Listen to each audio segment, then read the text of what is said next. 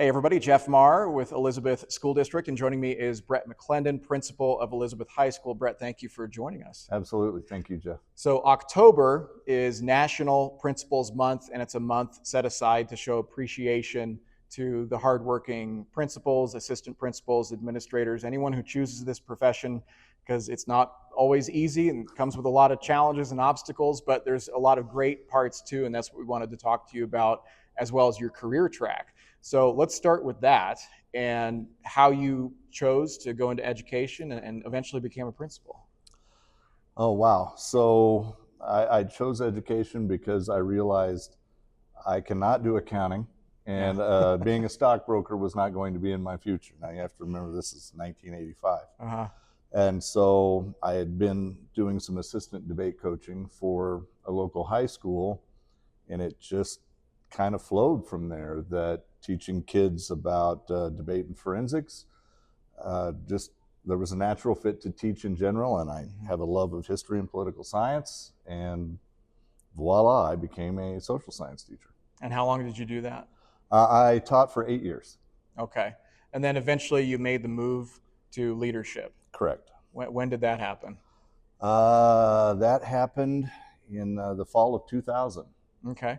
That's when I began my administrative career. And how long have you been principal of EHS? This is year 10 for me. Year 10. Yes. Congratulations on year 10. Yes, thank you. So you've probably seen a lot over those 10 years. Oh, there's been a lot of changes here. There's been a lot of changes in the education profession in general. Yeah.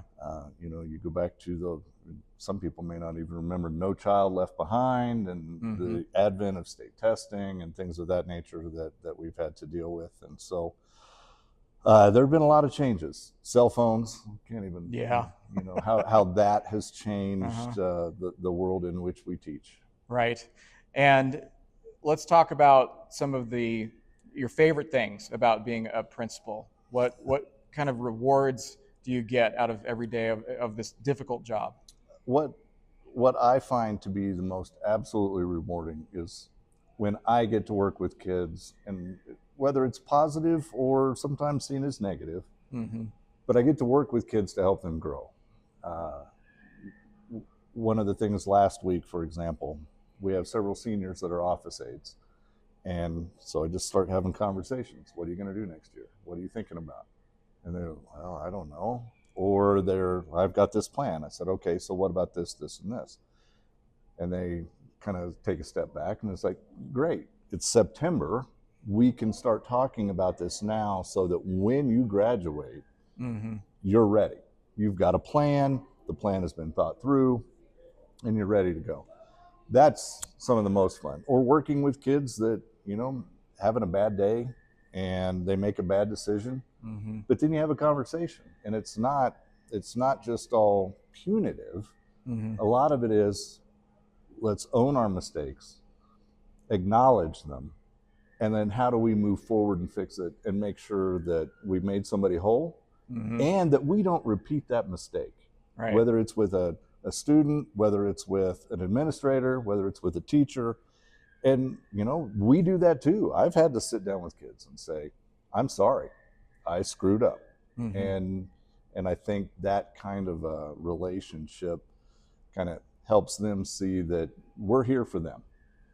Are you okay with all the work that goes into that, all the long hours, all the stress that comes with that? 'Cause, it's a stressful job to be a principal. Well, I've been doing this now for 22 years. So yeah, I've kind of gotten used to the long hours. But the stress, I just find things to take care of myself. It is stressful, but guess what? The kids have stressful lives too. Right. And so my job is no more stressful in my mind than anybody else's, because we all have things we have to get done. So if I take care of myself and I try to find ways to have fun with kids, then it's all worth it.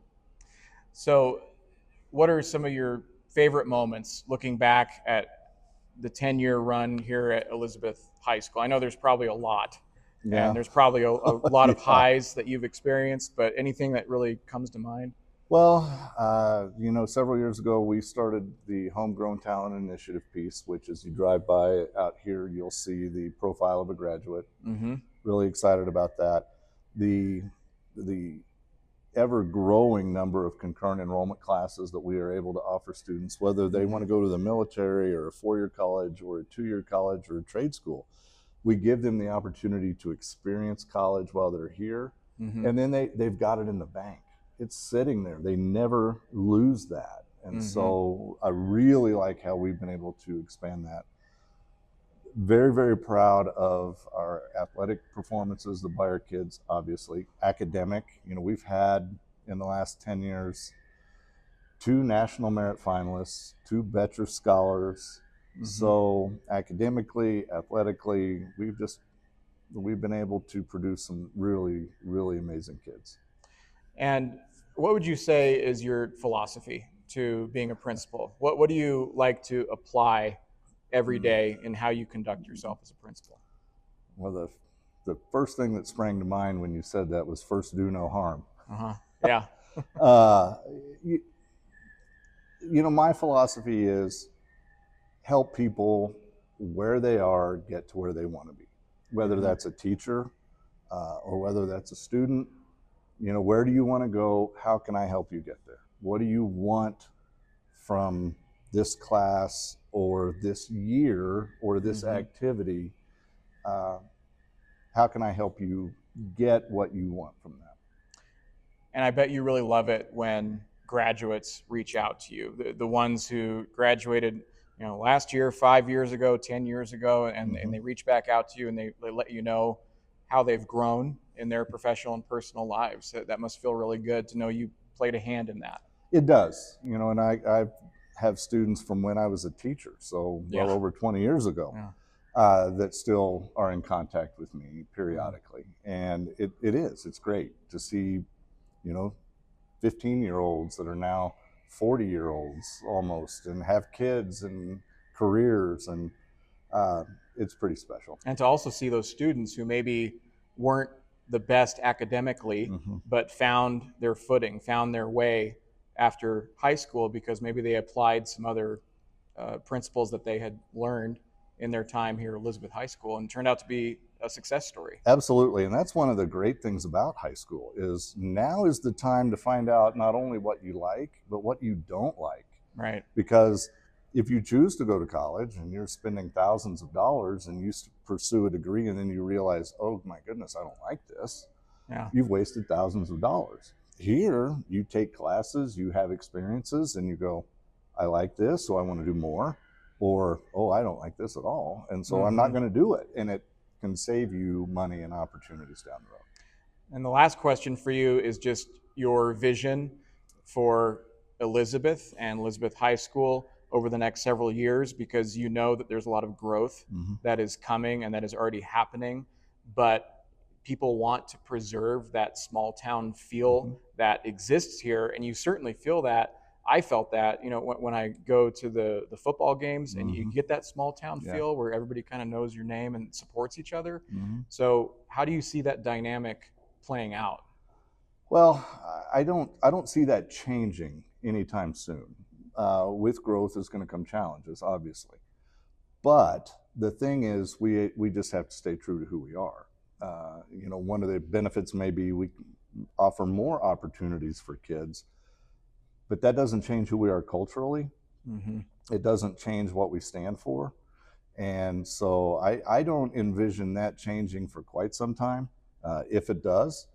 But understanding that we are Elizabeth and we know who we are.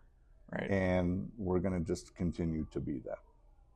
Well said. Bret, thank you for talking to us. Absolutely. And thank you for all that you do for Elizabeth High School. I know it's a lot. Well, it's a lot of fun. Yeah, we appreciate it. And we appreciate you for tuning in. So be sure to follow us on social media and visit our website as well for more content like this. And we'll see you next time.